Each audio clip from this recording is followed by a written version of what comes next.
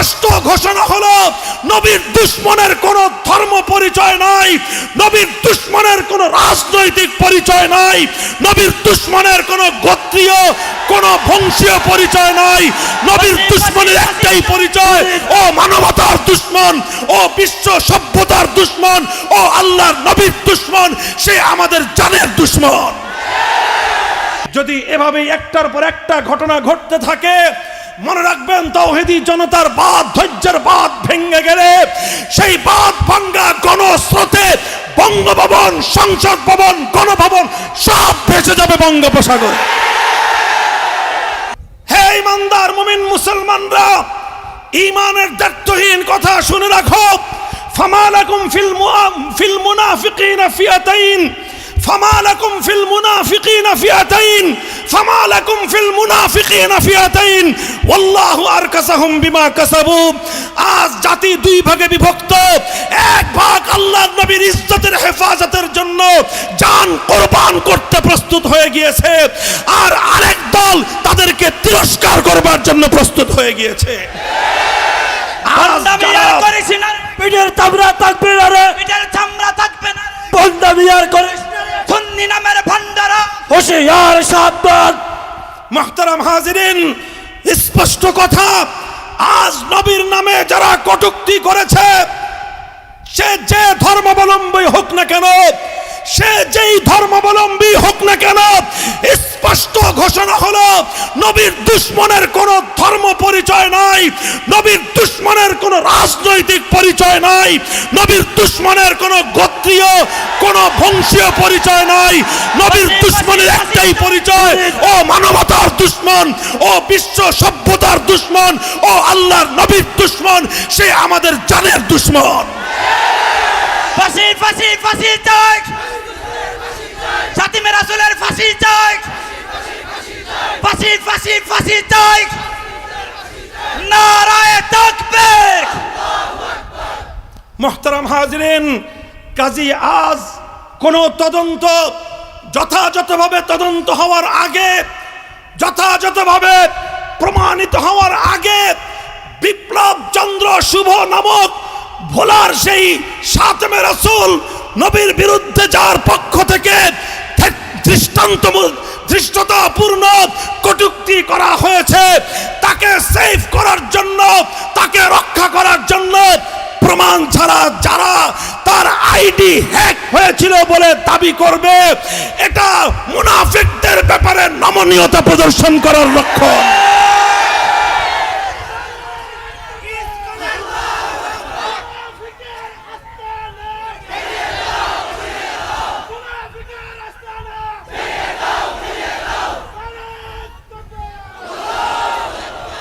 কাজেই কথা পরিষ্কার, যদি প্রমাণিত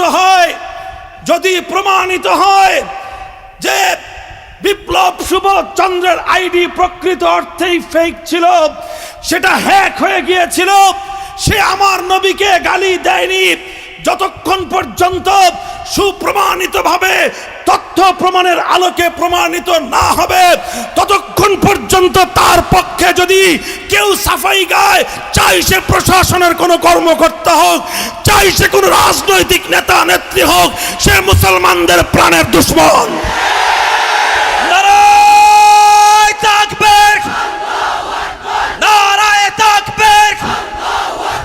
ইসলামের শত্রুরা, রুশ ভারতের দালালেরা, নাস্তিক মুরতাদের দালালেরা, বিরাউলিয়ার আঙ্গিনায় নাস্তিক মুরতাদের ঠাঁই নাই।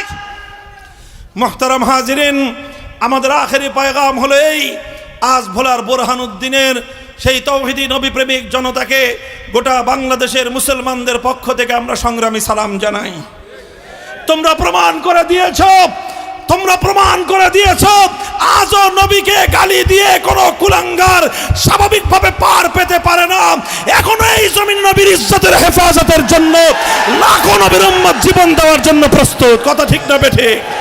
সাবিলুনা সাবিলুনা, আল জিহাদ আল জিহাদ, তরিকুনা তরিকুনা, আল জিহাদ আল জিহাদ। নারায়ে তাকবীর, মুনাফিকদের ব্যাপারে নমনীয় মনোভাব রাখা। আবার বলছি, যারা মুনাফিকদের ব্যাপারে নমনীয় মনোভাব রাখে, আল্লাহর কোরআন তাদেরকে কটাক্ষপূর্ণ ভাষায় তাদের দোষারোপ করেছে এবং বলেছে কোন মুমিন কোনদিন মুনাফিকদের ব্যাপারে নম্র মনোভাব পোষণ করতে পারে না, নমনীয় মনোভাব রাখতে পারে না। কাজেই আজ যারা নবীর দুশমনদের ব্যাপারে কোনো ধরনের নমনীয় মনোভাব পোষণ করবে, তাদের সঙ্গে ইমানদারদের বন্ধুত্বের সম্পর্ক থাকতে পারে না। আমার নবীর দুশমন, আমার নবীর ইজ্জত সওদা করে, আমার নবীর ইজ্জত সওদা করে কোন রাজনীতি চলবে না, কোন রাজনীতি চলতে দেওয়া হবে না ইনশাআল্লাহ।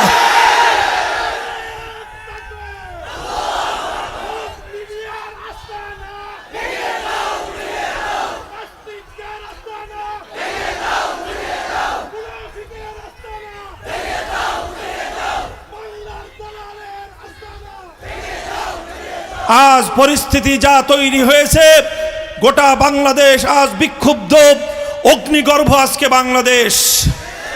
আল্লামা আহমদ শফির ডাকে আজ বাংলার প্রত্যন্ত অঞ্চল জুড়ে তাওহীদি জনতা, নবী প্রেমিক তাওহীদি জনতা যেভাবে রাজপথে নেমে এসেছে, যদি এভাবেই নবীর উপর একের পর এক কটাক্ষের ধারা অব্যাহত রাখে, যদি এভাবেই নবীর ইজ্জতের প্রতি একের পর এক হামলা চলতে থাকে, এদেশের তাওহীদি মুসলমানদের বুকের রক্তের গঙ্গা প্রবাহিত হতে পারে ইনশাআল্লাহ।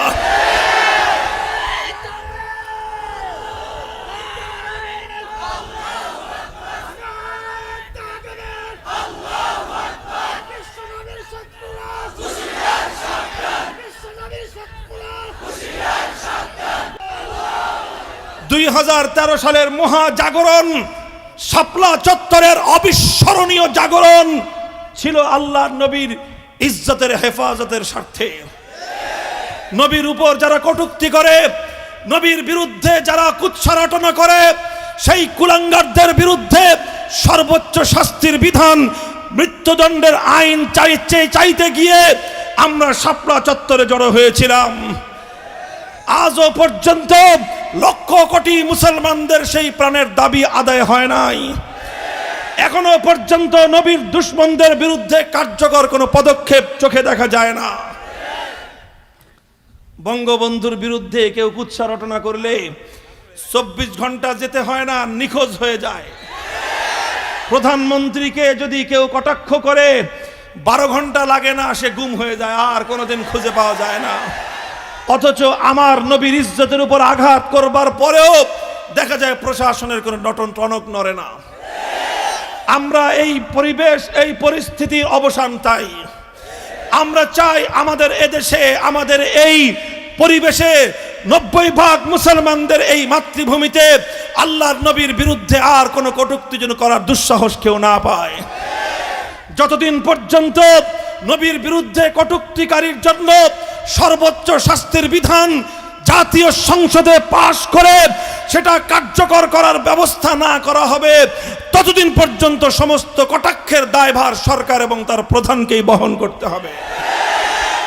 যদি এভাবেই একটার পর একটা ঘটনা ঘটতে থাকে, মনে রাখবেন তাওহীদি জনতার বাঁধ, ধৈর্যের বাঁধ ভেঙে গেলে সেই বাঁধ ভাঙ্গা গণস্রোতে বঙ্গভবন, সংসদ ভবন, গণভবন সব ভেসে যাবে বঙ্গোপসাগরে।